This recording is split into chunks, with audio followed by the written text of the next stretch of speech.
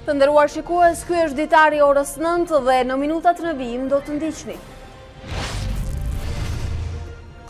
Një vend pa gjykatë kushtetuese është një vend pa demokraci. Në këtë përfundim dalin juristët që analizojnë mungesën e institucionit që sipas Komisionit të Venecias mban ekuilibrin mes majorancës qeverise dhe pakicës. Ambasadori i Bashkimit Evropian në Tiranë qetëson shqiptarët pas mocionit të Parlamentit holandez për rikthimin e vizave. Asgjë nuk ka ndryshuar, deklaroi Luigi Soreka për lëvizjen e lirë në zonën Schengen. Përplasje mes banorëve dhe ish deputetëve të opozitës me policin tek bregu i Lumit në Tiranë, Inspektoriati Kombëtar i Mbrojtjes së Territorit u rikthye në aksion për shembjen e ndërtesave të tjera. Zonja dhe zotëri, mirëmëngjes, mirë se vini në Ditari në orës 9 dhe sot jemi drejt për drejt në ekranin e A2 CNN. Në hapësirën në vijim do të keni mundësi të informoheni edhe për të tjera tema si këto. Rindërtimi i katedrales Notre Dame mund të kërkojë shumë kohë, por ajo që diskutohet tashmë në radhët e ekspertëve është ruajtja e origjinalitetit të saj. Edi Reja zyrtarizohet në stolin e Shqipërisë, italiani mbërriti në Shqipëri dhe bashkë me presidentin Duka formalizoi firmën në kontratë. Netflix arrin në 150 milion abonent në të gjithë botën duke shënuar një rekord. Gjatë 3 mujorit të parë të këtij viti, fitimet e kompanisë u rritën me 344 milion dollar.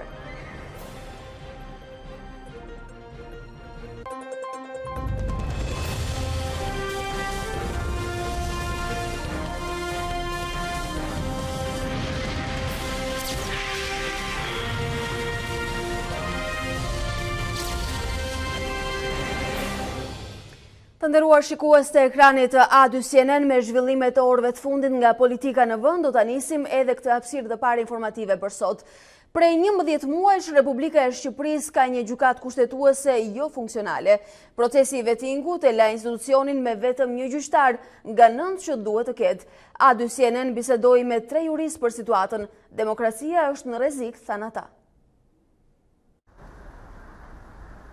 Ingranazhet e këtij institucioni, roja e kushtetutës, kanë ngecur. Por çfarë ndodh në një vend ku gjykata kushtetuese nuk funksionon? Për avokatin Alfred Duka, situata vën në dyshim ekzistencën e demokracisë.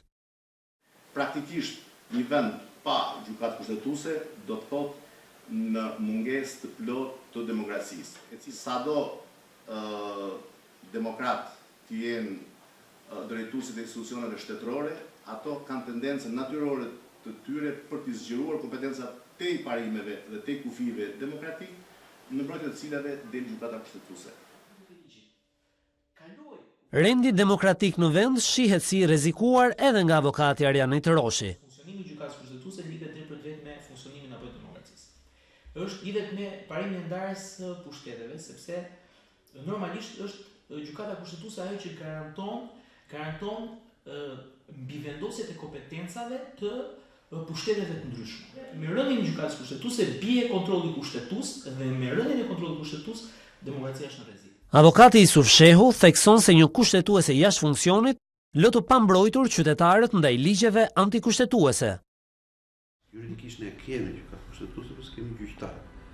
Që do të thotë që ne nuk mundu do ta anashkalojmë, pra që individët të paktën të drejtojnë institucioneve të tjera, siç është gjykata e Strasburgut, të cilën ne kemi pranuar me ratifikimin e Konvencijës Evropiane e Drejtë të Njerëzit. Ne nuk mundet do të mbrohemi as nga ato ligje të cilat nëse miratohen nga Parlamenti me shumicë absolute, me shumicë të thjeshtë, nuk mund të kontestohen apo të kundërshtohen si antikushtetues. Nga bllokimi i saj në maj 2018, kur nuk e kishte më të mundur të formonte numrin minimal të nevojshëm të gjyqtarëve për të zhvilluar gjyqe, në kushtetuese janë depozituar 81 ankime. Derisa kjo gjykatë të mos funksionojë, kushtetuta, akti themeltar i shtetit, mund të shkelet me lehtësi nga çdo majorancë qeverisëse apo gjykata të niveleve më të ulta. Ndërkohë, demokracia është gjithmonë më shumë në rrezik. Një ditë pasi Parlamenti holandez votoi rikthimin e vizave me Shqipërinë dhe kalimin e kërkesës, Komisioni Evropian vjen edhe reagimi i ambasadorit Luigi Soreka. Kreu i delegacionit të BE-s në Tiranë shprehet se Holanda duhet të aprovojë me statistika lidhjen e kriminalitetit dhe lëvizjes së lirë. Asgjë nuk ka ndryshuar. Ambasadori i Bashkimit Evropian Luigi Soreka ka nxituar cerë shqiptarët për atë që rrezikojnë pasi Parlamenti holandez votoi rikthimin e vizave për ta. Asgjë nuk ka ndryshuar. Shqipëria do të vijojë lëvizjen pa viza në vendet e zonës Schengen. Tani Komisioni Evropian do të bëjë vlerësimin e vet gjithnjë kur qeveria holandeze do ta sjellë raportin e vet. Është vetë qeveria holandeze që në debatin në parlament nuk është shprehur se ka një lidhje të qartë mes udhëtimit pa viza dhe krimit të organizuar. Do të nevojitën të dhëna për ta vërtetuar këtë lidhje.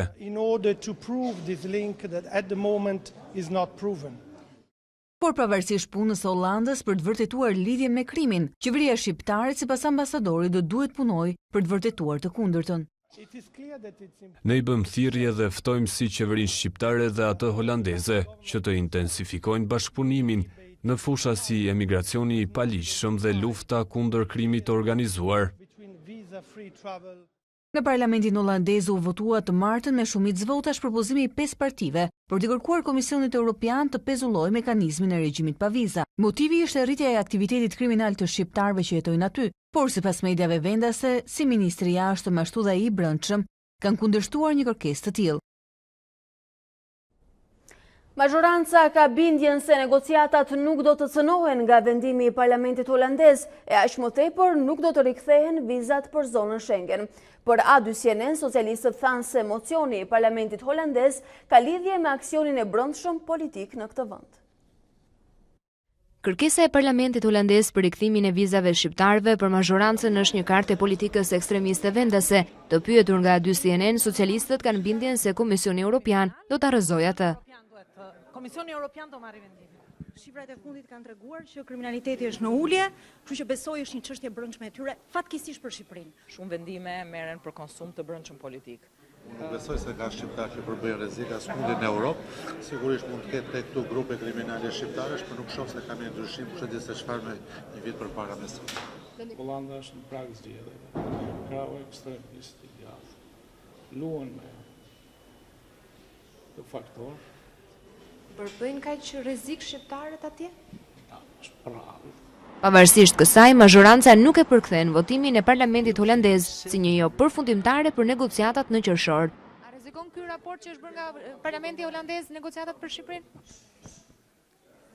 Përshëndetje gjithë. Shkojmë komision? Po përpara s'mund përgjigjeni? Sigurisht nuk është një gjë e mirë ai vendim që ka marrë Parlamenti, por unë besoj që ndikimi I tij duhet minimal. Besoj që është një çështje që nuk do ndikojë. Kjo nuk do të afektojë procesin, raportin teknik dhe procesin e hapjes negociatave. A do ndikojë kjo për negociatat? Jo, besoj që jo.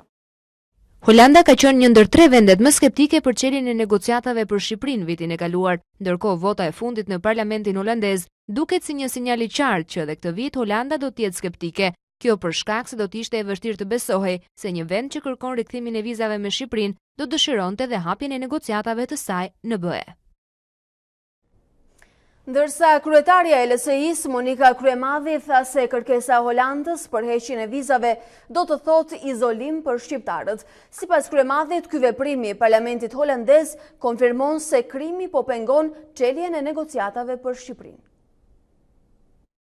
Parlamenti holandez konfirmon plotësisht faktin se nuk janë protestat e opozitës apo djegja e mandateve për arsyet e mosçeljes së negociatave, por ajo për të cilën u lëret sot më shumë se kushdo tjetër është kapja e shtetit, keqqeverisja dhe kapja të gjithë institucioneve. Nuk kam më kohë për të pritur. Nuk na mbetet më asgjë tjetër, vetëm reagim përfundimtar përballë kapjes shtetit nga krimi I organizuar. Prej këtij treguesi të lartë të nivelit të kriminalitetit me mbështetje shtetërore në Shqipëri, për fat keq, Parlamenti holandez votoi propozimin për rikthimin e vizave për qytetarët shqiptarë. Për shkak të projektit politik të Edi Ramës, qytetarëve shqiptarë po ju rrezikohet lëvizja e lirë. Për shkak bashkëpunimit me krimin, Shqipëria ka 6 vite që jo vetëm që nuk bën hapa para për integrimin në Bashkimin Evropian, por po bën hapa pas në rrugën drejt VE. Ato që nuk e ka pranuar ta diskutoj për muaj të tërë të funksionimit normal të Komisionit të Reformës Zgjedhore, sistemi zgjedhor, majoranca ka menduar ta bëjë tani kur opozita zyrtare është jashtë parlamentit. Kreu i grupit parlamentar socialist Auland Balla ka kërkuar zgjatjen e afatit të Komisionit të Reformës Zgjedhore me 5 muaj deri në 28 nëntor. Në shkresën për kreun e kuventit Gramoz Ruçi, Balla pranon kërkesën e opozitës së re për të diskutuar për çështjet e ndryshimit të sistemit. Partia Socialiste kërkon që reforma zgjedhore të bëhet në disa faza, edhe pas zgjedhjeve lokale. Ndryshimi i sistemit zgjedhor është artikuluar nga deputetët e rinj të opozitës në kuvent, të cilët në kushtet aktuale nuk mund të jenë pjesë e Komisionit të Reformës, ndërsa Partia Socialiste ka ofruar statusin e vëzhguesit, madje edhe të vetos Partisë Demokratike jashtë parlamentit. Kanë qenë partitë e vogla ato që e kanë kërkuar gjatë gjithë kohës ndryshimin në sistemin zgjedhor, kërkesë që deri më tani kishte rënë në vesh të shurdhër, si nga Partia Socialiste ashtu edhe nga Partia Demokratike. Lulzim Basha ka shprehur gatishmëri për rishikimin e sistemit së fundmi dhe Partia Socialiste po i afrohet kësaj ideje duke ndryshuar objektin e punës të Komisionit të Reformës Zgjedhore. Ndërkohë, kuvendi mblidhet sot në seancë plenare, ndërsa Partia Demokratike nuk do të ketë protest. Në Selim Blu, duke nisur nga mesdita, do të mblidhen strukturat e saj. Fillimisht, ish deputetët e më pas të tjera mbledhje, deri pas dite kur do të ketë një mbledhje të Këshillit Kombëtar. Pritet për të parë nëse do të caktohet edhe një datë për protestën kombëtare të radhës pas asaj të 13 prillit. Në studio jemi rikthyer me të ftuarin e këtij mëngjesi, zoti Arben Plumbi, deputeti i Partisë Socialiste, është këtë mëngjes me ne. Mirë se vini. Mëngjes.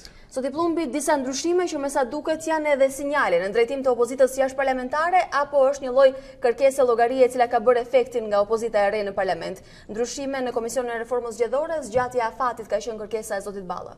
Po, në fakt ne kemi thënë edhe herë të tjera, kemi thënë edhe këtu me ju në studio, që kemi pasur një komision ad hoc i cili deri në fund të nëndorit dhe fillim të dhjetorit arriti të bëjë një punë shumë të mirë me impenjimin e të dy bashkëkryetarëve, si të Partisë Socialiste ashtu dhe të Partisë Demokratike, me mbështetje shumë të fortë të këshilltarëve dhe konsulentëve konstitucionalistë, që në përgjithësi kanë qenë ish ministrat Partisë Demokratike, me mbështetjen e Bashkimit Evropian për të arritur në një reformë zgjedhore, e cila në një farë mënyrë ishte edhe një lloj kushti i vendosur nga Gjermania apo le të themi nga Bashkimi Evropian për rifillimin e për çeljen e negociatave që kemi tashti në qershor.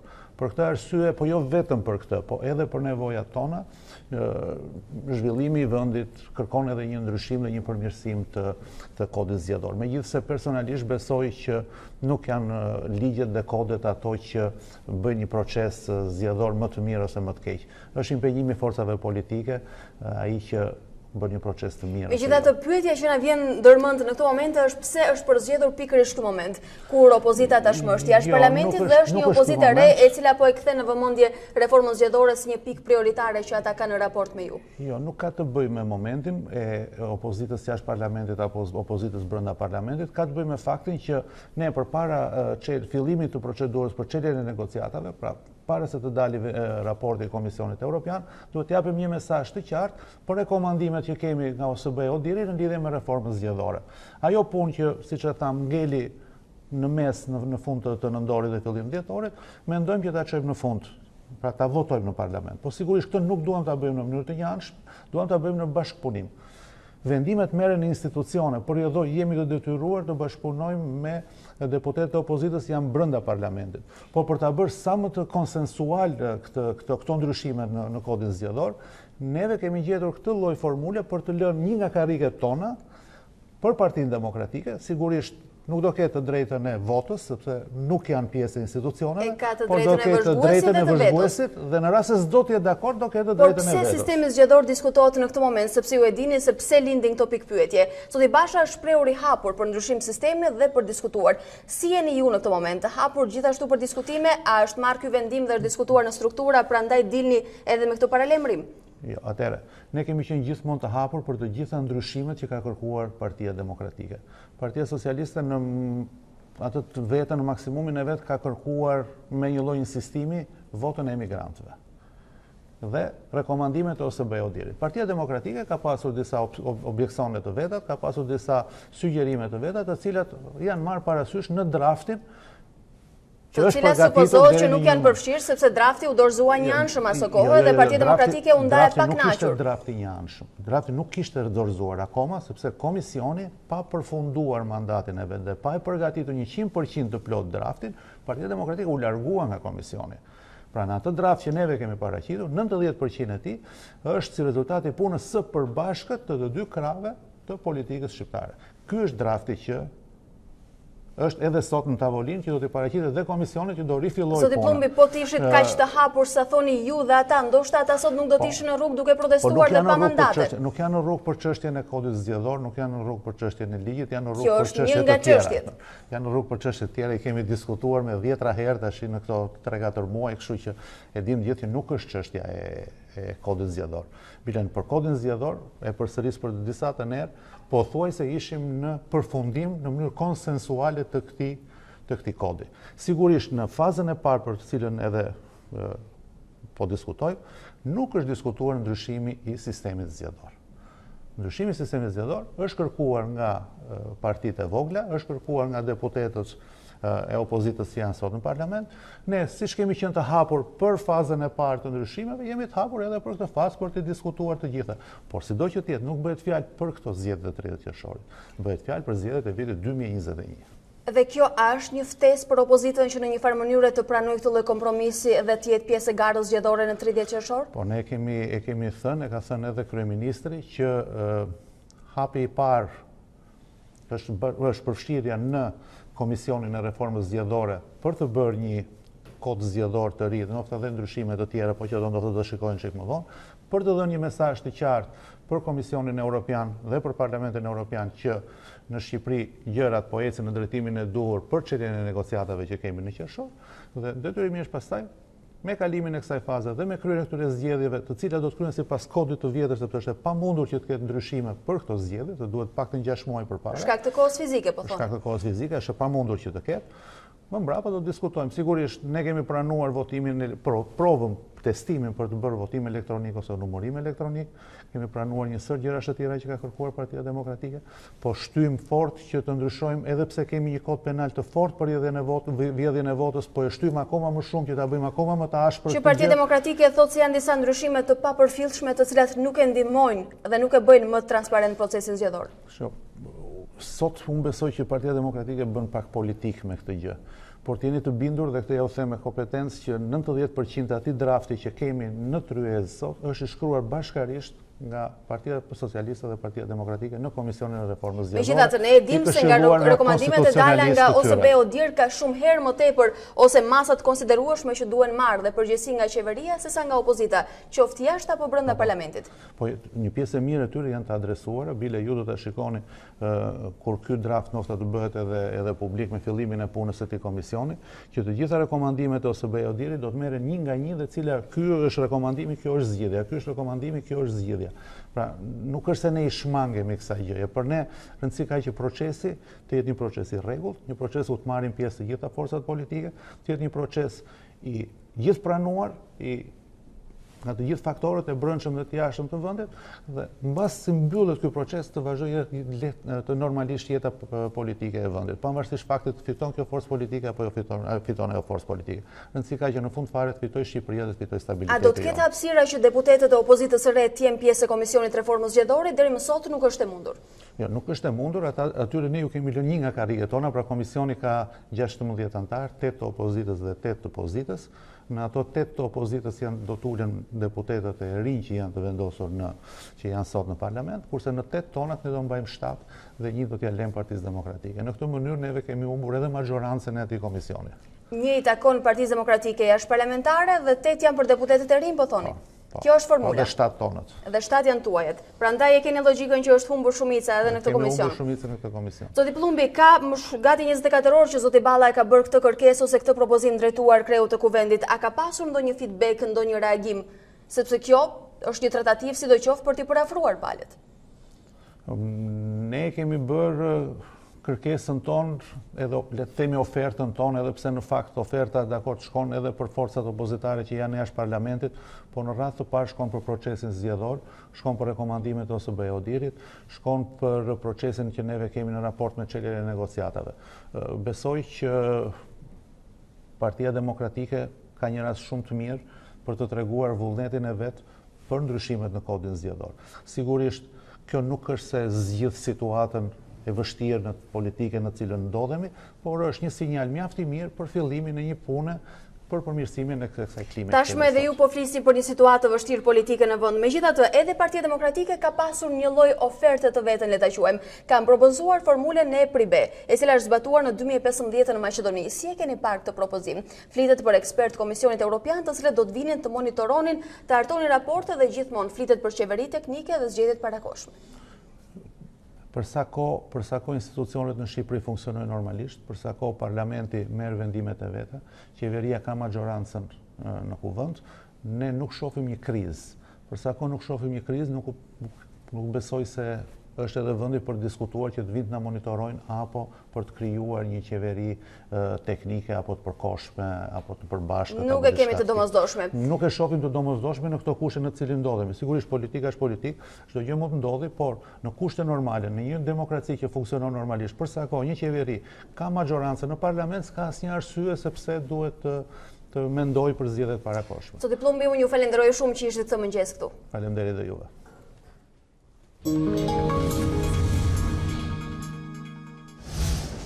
Të nderuar shikues, ne rikthehemi bashkë për të ndarë të tjera informacione, mbetemi nga aktualiteti i orëve të fundit në vend. Banorët e Bregut të Lumit në Tiranë janë përplasur sërish me policinë, që në orët e para të mëngjesit të djeshëm ata janë nxjerrë me forcë dhe me gaz lotësjellës nga shtëpitë. Fadromat prishën mbi 10 objekte në këtë zonë ku është parashikuar të kalojë bulevardi i ri.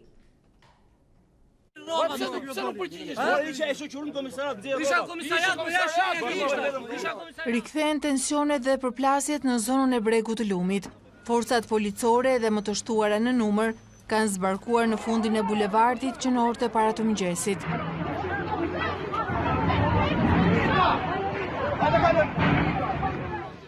Banorët janë larguar me forcë dhe me gaz lotësjellës nga shtëpitë e tyre. Me policinë janë përplasur dhe ish deputet e opozitës që mbështesin protestën e banorëve dhe kërkesën për kompensim sipas vlerësimit të bërë. Ora do të nxjerr rrobat e veta. Kujdes. Bashkia me policia shtetit vetë. Zviezor. Tu prodha uniformën e policisti. Vjet turvi. Ai do vetëm të shkojë të nxjerrë rrobat nga shtëpia vet. Shkoni më çoni. Është e rënd më çfarë bëni kështu? Shkoni më çoni çon marrë. Po nesër do vit në shtëpia jote, ma ke fëmijë tim. Pak orë më vonë, gjithë zona u mor në kontroll nga policia dhe inspektorati ndërtimor. Media nuk është lejuar brenda perimetrit të përcaktuar, por aty CNN ka mundur të hyjë në zonën ku zhvilloheshin prishjet.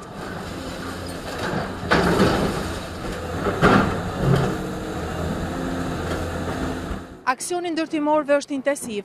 3 fadroma po shëmbin shtëpitë që preken nga projekti i zgjatimit të bulevardit. Një pjesë e banorëve ende nuk kanë larguar orendit dhe objektet nga shtëpitë, ndërsa policia u kalon vetëm pak orë afat.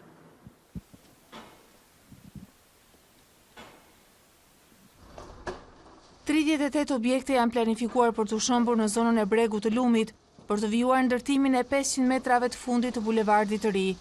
Aksioni do të ketë edhe disa faza të tjera, deri në prishjen e plotë të gjithë objekteve.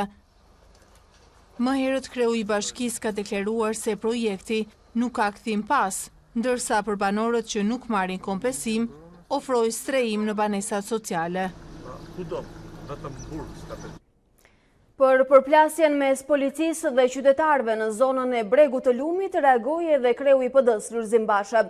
Në një reagim në rrjetet sociale, Basha tha se dhunuesi i zonjës tek Bregu i Lumit është shefi i komisariatit numër 4, Agim Hoxha, një bandit me uniform që ka dhunuar më parë edhe qytetarët dhe përfaqësuesit gratë opozitës. Dhunuesi tjetër është fytyra Erion Velis në policinë bashkiake, që ka rrahur dhe dhunuar më parë edhe gjyshet që shesin prodhimet e Baçës për të mbajtur frymën gjallë si dhe shumë qytetarë të pambrojtur, deklaroi kreu i opozitës.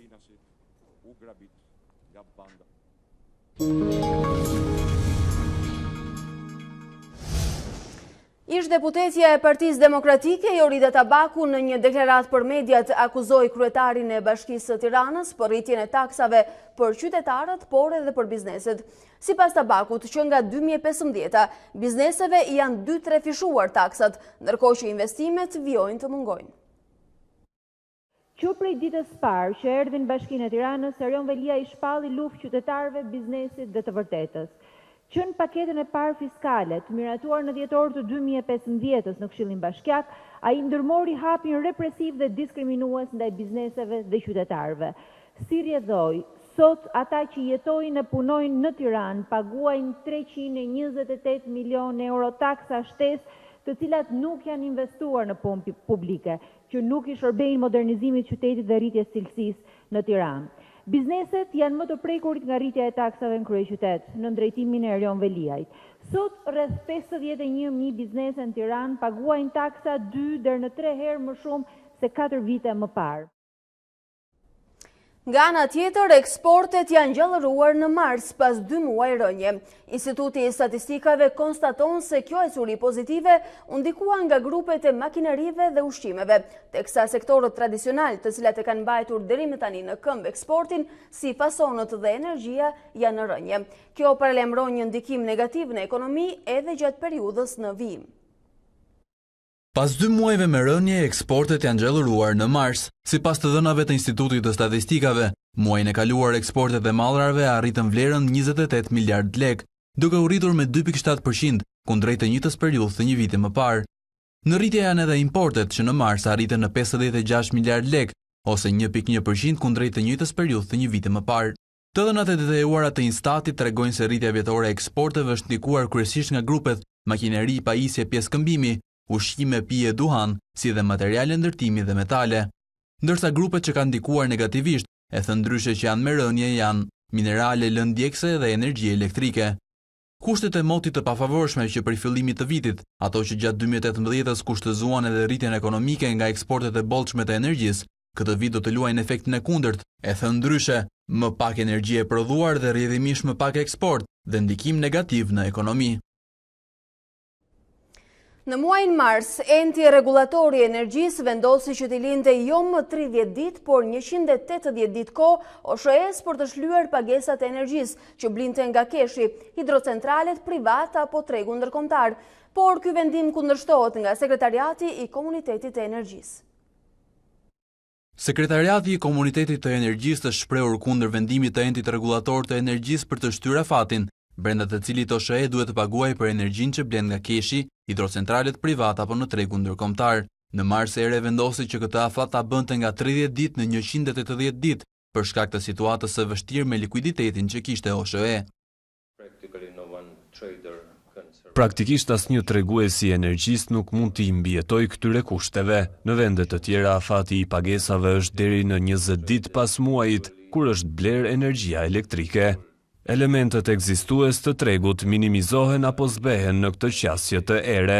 Kjo vonesë rrit çmimin për konsumatorët final, apo në këtë rast subvencionet me fonde nga qeveria pasi tregtuesit do të vendosin interesa, pasi askush nuk punon pa pagesë. Drejtori i Sekretariatit të Komunitetit të Energjisë ju përgjigje edhe disa pyetjeve lidhur me ndërtimin e hidrocentraleve të vegjël dhe ndikimit të tyre në mjedis. Sipas tij, Shqipëria duhet të hartojë strategji kombëtare për të vlerësuar më së miri përfitimet dhe efektet negative prej tyre. Ai propozon heqjen e tarifave nxitse si një mënyrë që do të shtyjë investitorët drejt impianteve diellore dhe atyre që shfrytëzojnë erën. Zjarrvënia e qëllimshme në Pyje dhe Kullota ka detyruar prefektin e Shkodrës të mbledhë që tani emergjenca civile dhe përfaqësues të pushtetit lokal, nga të cilët kërkoi marrjen e masave parandaluese.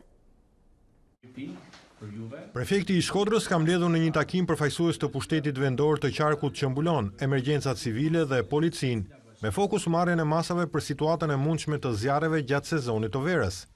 Sipas prefektit të qarkut Shkodër, qëllimi kryesor do të jetë tashmë parandalimi i vatrave të zjarrit në Kullota dhe Pyje, pasi sipas tij, nga rastet e mëparshme rezulton se zjarrvëniet kanë qenë të qëllimshme, thuajse në të njëjtat Kullota. Fokusi këtë vit do të jetë parandalimi i zjarreve. Tashmë dihet që shumica e vatrave janë kryesisht po të njëjta, do të thotë që në shumë raste mendohet dhe dyshohet që zjarrvëniet të ketë qenë e qëllimshme dhe për këtë rast të kemi fushat sensibilizim nga bashkitë, po ashtu nga institucionet vendore. Bashkitë nuk janë vetëm në përballimin e rasteve të tilla, por fenomen shqetësues ngelet zjarrvënia e qëllimshme. Prandaj dhe fokusi këtë vit është në parandalim. Prefekti i Shkodrës sqaroi gjithashtu se po punohet edhe për përfundimin e disa projekteve infrastrukturore në prag të sezonit veror, siç janë bypassi i Shkodrës apo rruga e Velipojës. Shohim dhe zhvillimet ndërkombëtare.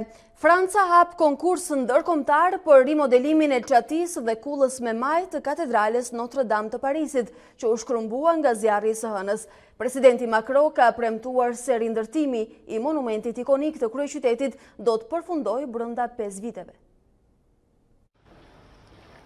Franca do të hapë garën për rimodelimin e çatisë së katedrales ikonike të Notre Dameit në Paris. Arkitektët ndërkombëtar do të kenë mundësinë që të dërgojnë idetë e tyre, kryesisht për kullën me maj, e cila u shkatërrua plotësisht nga zjarri tragjik i së hënës. Njoftimi erdhi nga kryeministri Édouard Philippe. Le concours international permettra de trancher la question. Konkursi ndërkombëtar do të na lejojë që ne të pyesim nëse duhet të rikrijojmë kullën me maj apo nëse duhet ta rindërtojmë në të njëjtën mënyrë siç ishte, ose siç ndodh shpesh në rastin e evolimit të trashëgimisë dhe katedrales, ne duhet të pajisim Notre Damein me një kullë me maj të re, të adaptuar me teknikat dhe sfidat e kohëve tona. Notre-Dame de Paris d'une nouvelle flèche adaptée aux techniques et aux enjeux de notre époque. Në një adresim televiziv, presidenti Emmanuel Macron premtoi se simboli më i dashur për Francën dhe të gjithë botën do të rindërtohet brenda 5 viteve. Nous sommes ce peuple de bâtisseurs. Ne jemi popull ndërtuesish. Kemi shumë për të bërë, kështu që po. Do ta rindërtojmë katedralen e Notre Dameit. Do ta bëjmë atë edhe më të bukur dhe unë dëshiroj që kjo të bëhet brenda 5 viteve. Ne do ta rindërtojmë atë dhe do të mobilizohemi. Katedralja Notre Dame e Parisit u ndërtuar për rreth 200 vite, duke filluar nga mesi i shekullit të 12. Kulla me maje Notre Dameit dhe çatia u shkatëruan nga flakët, ndërsa 2 kullat e këmbanave dhe shumë vepra të tjera me vlerë të madhe historike u shpëtuan. Zjarri u shua përfundimisht pas 14 orësh nga se filloi dhe për këtë u angazhuan 400 zjarrfikës. Rindërtimi i katedrales Notre Dame mund të kërkojë shumë kohë, por ajo që diskutohet tashmë në radhët e ekspertëve është ruajtja e origjinalitetit të saj. A2CNN ka mundur të komunikojë me arkitektë dhe ekspertë në Paris. Ndjekim intervistat e realizuara nga kolegja Rosalba Bejdo. Për qytetin edhe për Francën përgjithësi është një ngjarje e trisht. Notre Dame i Parisit ose Shënëria e Parisit është nga monumentet historik kryesor, sepse Parisi është themeluar në këtë ishull ku ndodhemi ne.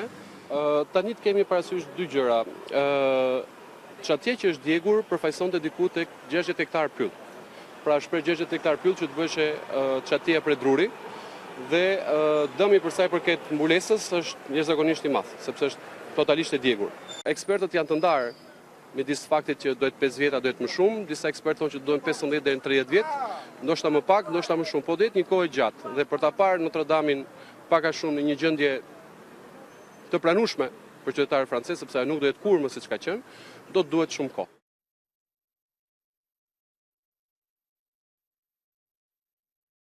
I'm very sad, of course, and Jam shumë i trishtuar, sigurisht. Si arkitekt mund të them se ishte një lloj ndërtese që të frymëzonte. Kam studiuar dhe jetuar këtu për 5 vite, afër katedrales së Notre Dameit. Ishte pjesë e peizazhit të qytetit. Siç e thash, ishte një lloj frymëzimi, por kjo nuk do të thotë se nuk mund të ribëjmë atë që u ndërtua shumë kohë më parë.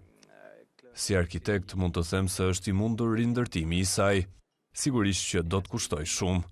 Pyetja që lind tani është, ta rindërtojmë atë siç ishte, apo ta bëjmë këtë me mjetet dhe teknologjinë e sotme. Kjo është çështje filozofie. Sigurisht nuk do të jetë më e njëjta, por edhe nëse do të donim ta rikonstruktonim me të njëjtën metodë si para 500 viteve, nuk do të ishte e mundur, pasi për shembull, në çati nuk do të gjenim trupa drunjësh aq të mëdhenj sa që ishin para shumë vitesh, pasi nuk ka të tillë në Francë apo në të gjithë Evropën. Teknikisht e kemi teknologjinë për ta bërë, por s'kemi materialet. We do not have the material left to do it. Thank you very much. Është një ditë e trishtë, kështu që ndjenjat e mia sigurisht janë të trishta. Shpresoj shumë që katedralja të rindërtohet shpejt. Kompani dhe biznesmen të njohur vjojnë garën e solidaritetit për rindërtimin e katedrales Notre Dame në Paris. Shuma e dhuruar deri më tani ka shkuar mbi 700 milion euro. Shqipëria dhe Kosova janë bërë pjesë e dhënies së kontributit financiar për rindërtimin e katedrales 850 vjeçare. Tirana dhuroi 100.000 euro, ndërsa Prishtina nuk e ka bërë ende të ditur shumën e dhuruar. Dy shtetet ju përgjigjen thirrjes së presidentit të Këshillit të Evropës, Donald Tusk, për t'i ardhur në ndihmë Francës në këtë moment të vështirë.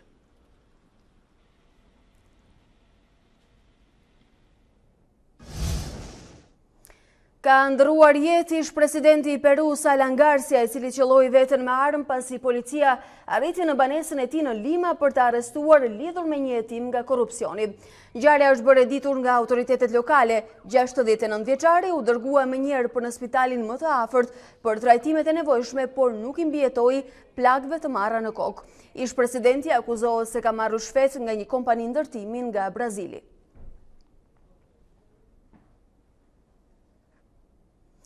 Udhëheci i Koresë Veriut, Kim Jong-un, vrojtoi testimin e një arme të re taktike të komanduar, raporton Agjencia Shtetërore e Lajmeve. Ky ishte testi i parë publik i një arme që prej samitit të Hanoit, që përfundoi pa marrëveshje në muajin shkurt. Media shtetërore e Koresë Komuniste dha shumë pak detaje, por analistët shprehen se ka shumë pak gjasa për një rikthim në testet raketore me rrezë të gjatë, që shikohet si kërcënim nga Shtetet e Bashkuara. Arma ka një mënyrë të veçantë, drejtimi dhe mbushje shumë të fuqishme, shkruan kjo agjenci lajmesh. Kim Jong-un tha se zhvillimi i këtij sistemi të ri armësh shërben për të rritur ndjeshëm fuqinë luftuese të ushtrisë së Koresë së Veriut.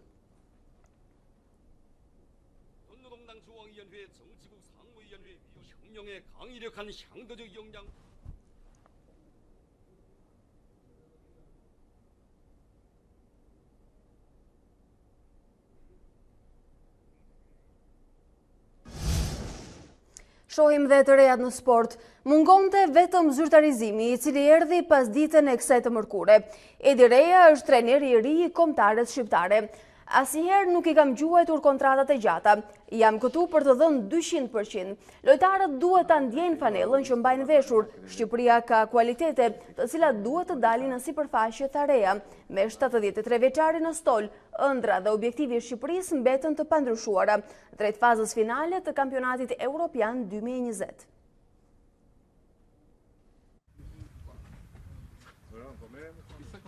Mister Rea, benvenuto in Albania, questa volta come allenatore. Grazie. Io la conosco perché l'ho seguita in questo. Unë e njoh përfaqësuesin shqiptare të futbollit. E kam ndjekur në këtë periudhë. Kam folur me disa lojtarë. Ky është fillimi një pune krejt ndryshe krahasuar me punën në klube. Unë kam patur kërkesa për të stërvitur skuadra në Serie A në Itali, por u kam thënë se kthehem për të punuar atje, vetëm nëse më jepet mundësia të stërvis skuadrën kombëtare, sepse në Itali është shumë stresuese të punosh çdo ditë. Ndërsa të punosh për një skuadër kombëtare, je më shumë selektiv, ke më shumë mundësi të përzgjedhësh lojtarët që luajnë në skuadra të tjera. I ndjek, i sheh. Është një punë krejt ndryshe dhe stimuli për mua është ky. Solo se mi capita l'opportunità di fare l'allenatore della nazionale. Kam folur me Berishën, Veselin, i kam takuar në Bergamo dhe kam biseduar me to për vështirësitë apo problemet që ka skuadra. Jam i bindur që skuadra ka cilësi të mira. Nuk është ajo që kam parë në Shkodër që demonstronte pak personalitet, por di që lojtarët që kam takuar mund të bëjnë shumë më shumë se në atë ndeshje. Kualifikimi në Euro 2020 është dëshira e të gjithëve dhe të gjithë e shpresojmë. Tani kemi përpara skuadra si Turqia me 6 pikë, por gjithsesi ne duhet të japim maksimumin kur jemi në fushë dhe ky duhet të jetë objektivi ynë. Sarebbe una cosa molto bella e interessante un po' per tutti. Falenderime, objektiva për të realizuar dhe pritshmëri për ecurinë e kombëtares. Presidenti i Federatës së Futbollit, Armand Duka, beson se me Edi Reja në stol, Shqipëria do të rigjej frymën e humbur të grupit me Panucci në stol, ndërsa shpreson se kuqezit do të mbeten kandidat për një vend në Europianin 2020. Emër tim dhe të Federatës t'i uroja mirëseardhjen Zotit Reja në Shqipëri, ta falenderoj që i pranoj ftesën për bashkëpunim me Federatën Shqiptare të Futbollit për të drejtuar ekipin kombëtar shqiptar. Në të njëjtën kohë, padyshim që do të uroja që bashkë me trajnerin, me stafin e tij, futbollistët, gjithë ju dhe gjithë mbështetësit e kombëtarës shqiptare, të bëjmë një performancë akoma më të mirë, të kemi rezultate më pozitive në këtë edicion, dhe pse jo të jemi një nga kandidatët për të qenë pjesëmarrës në Euro 2020. Ne kemi element në ekipit kombëtar cilësor, kemi shumë futbollistë që luajnë në ekipe të mira dhe që mund të bëjnë shumë më mirë. Kanë nevojë për një ekspertizë, për një ribashkim, për një frym grupi, për një motivim. Dhe besoj se Zoti Reja me eksperiencën që i ka gjitha mundësitë për t'ia dhënë motivimin dhe vendosjen taktike në fushë. Tottenham ka bërë mrekullin duke eliminuar Manchester City nga Champions League dhe duke u kualifikuar për herë të parë në një fazë gjysmëfinale. Ndeshja nis me njërë me spektakël ku Sterling, Son dhe Bernardo Silva shënojnë plot 4 gola në 10 minutat e para të takimit.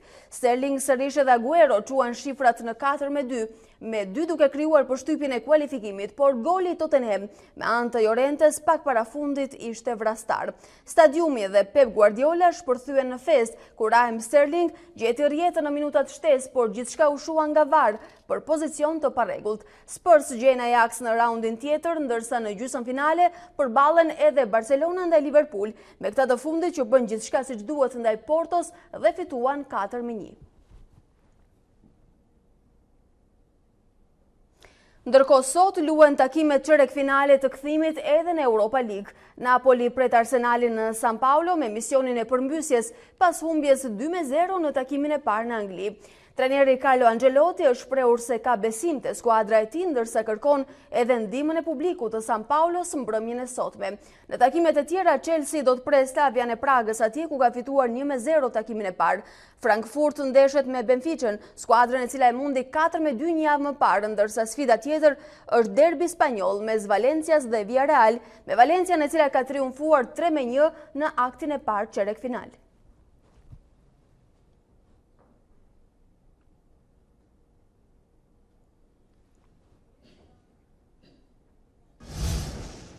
Giganti argëtues Netflix arrin shifrën rekord të abonentëve më 150 milion në të gjithë botën. Numri abonentëve për 3 mujorin e parë të këtij viti ka përceu edhe parashikimet më optimiste të ekspertëve.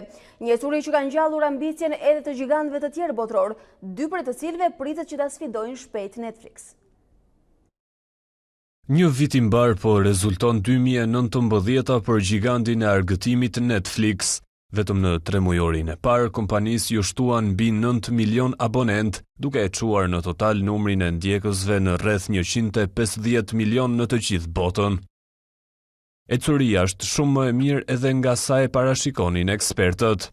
Më shumë se gjysma atyre që ndjekin gigantin e argëtimit janë nga Shtetet e Bashkuara të Amerikës dhe pjesa tjetër nga vende të ndryshme të globit. Paralelisht në shtimin e numrit të abonentëve, kompania ka rritur ndjeshëm fitimet. Gjatë 3 mujorit të parë të këtij viti, fitimet u rritën me 344 milion dollar, ndërkohë që në të njëjtën periudhë të një viti më parë, norma e fitimit ishte 290 milion dollar. Ecuria më e mirë e Netflix ka ngjallur ambicien e kompanive të tjera me famë botërore. Ato që pritet të futen në treg si konkurrent gjatë këtij viti janë gjithashtu 2 emra të mëdhenj si Apple dhe Disney. Në rreset e diellit jemi zgjuar edhe mëngjesin e sotëm, por si do të jenë orët dhe ditët në vijim, na e thotë në këtë moment në një lidhje të drejtë për drejtë si çdo herë tjetër, meteorologja jon Tanja Porja. Tanja, mirëmëngjes. Përshëndetje Alba, përshëndetje shikues të Adysienit. Në fakt pjesa e parë ditës së sotme, por edhe mbrëmja dhe gjatë natës do të jenë kryesisht me moto kthjellë dhe kushte shumë të favorshme të motit, megjithatë me ditën e sotme nga ora 2 deri në orën 5-6 pasdite kemi një fuqizim të vranësirave, kryesisht në zonat lindore, por nuk përjashtohet mundësia për Shqipërinë qendrore, pra Krujt, Tiranë, Elbasan dhe më pak Durrës, Sikavaja dhe Lushnja, ku do të ketë fuqizim të vranësirave dhe mundësi për rebeshave të shkurtra.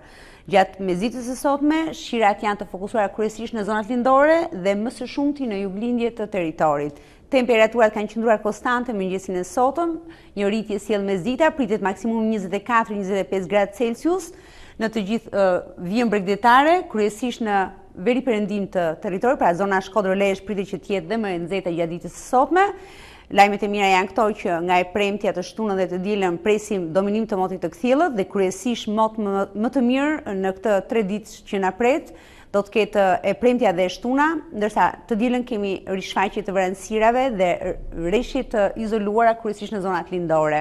Ky është informacioni i motit, qëndron parashikimi që java e fundit e muajit prill do të sjell temperatura mbi 27 gradë Celsius.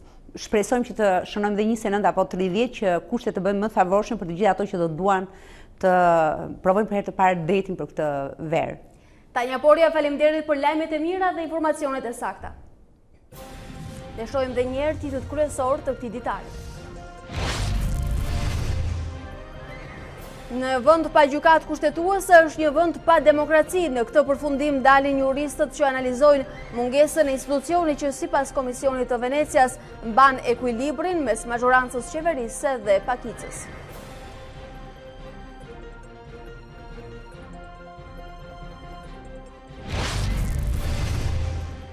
Ambasadori i Bashkimit Evropian në Tiranë qetëson shqiptarët pas mocionit të Parlamentit holandez për rikthimin e vizave. Asgjë nuk ka ndryshuar, deklaroi Luigi Soreka për lëvizjen e lirë në zonën Schengen. Përplasje mes banorëve dhe ish-deputetëve të opozitës me policinë tek bregu i Lumit në Tiranë, Inspektoriati Kombëtar i Mbrojtjes së Territorit u rikthye në aksion për shembjen e ndërtesave të tjera. Rindërtimi i katedrales Notre Dame mund të kërkojë shumë kohë, por ajo që diskutohet tashmë në radhët e ekspertëve është ruajtja e origjinalitetit të saj.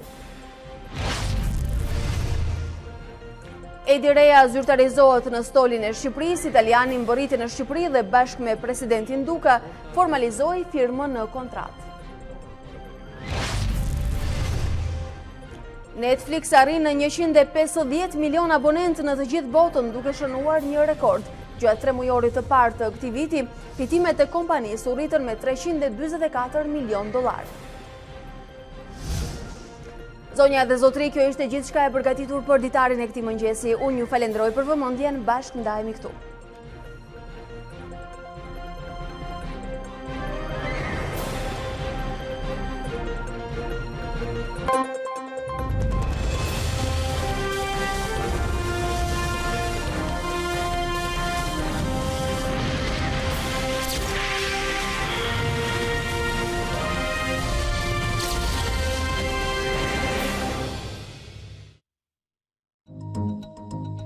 Unë jam Alba Lishani dhe ky është Ditari në A2 CNN. Për të parë të gjitha videot e Ditarit, klikoni subscribe.